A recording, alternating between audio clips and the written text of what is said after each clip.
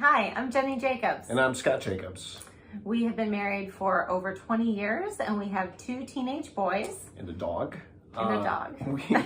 We both spent over 20 years in financial services with large banks. And I personally have spent the last 3 years consulting with fintechs. Yeah.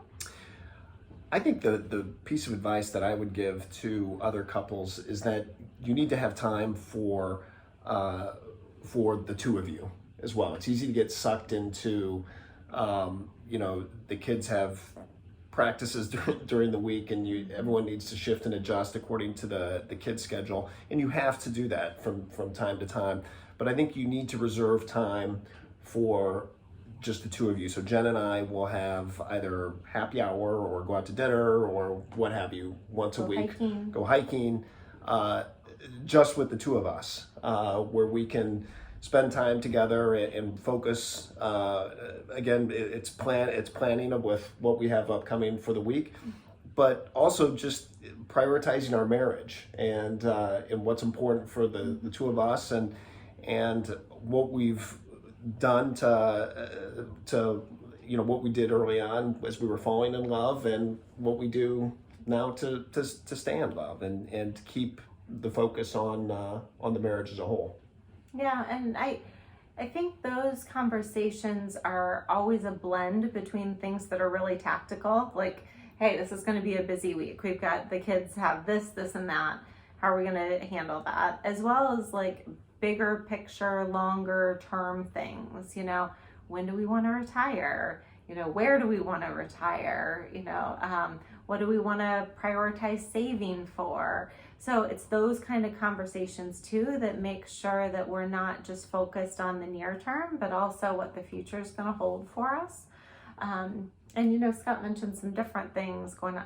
We're big foodies, so we love to go out to dinner, but sometimes it's just happy hour at home or sitting in the backyard around the fire pit. It doesn't necessarily have to be this big planned thing. It can be pretty spontaneous, but having that time to connect and making sure we're on the same page is pretty huge. Absolutely. And similarly, we found that it's really beneficial to make sure we've got one-on-one time with each of our kids, because for those of you who have multiple children, sometimes they can kind of compete with each other. And so every week, Scott and I, we each take out a different kiddo on Sunday to have brunch. And then we kind of game plan it before we take them out to say, okay, well, what is the message that kid needs to hear this week? And so whatever parent is with that child tries to weave it in, and then the other parent later in the week when they're taking a walk with that child or whatever tries to reinforce that theme. And I think that that's really important, because then we make sure that we're growing the kinds of humans that their spouses will thank us for in the future. But I think for the kids, implicitly, it creates a sense of trust that comes from that consistency, because even though we're not saying the exact same things and we have different spins on it and different reasons why behind it, they know that there's a lot of commonality between us and that we're always going to be on the same page.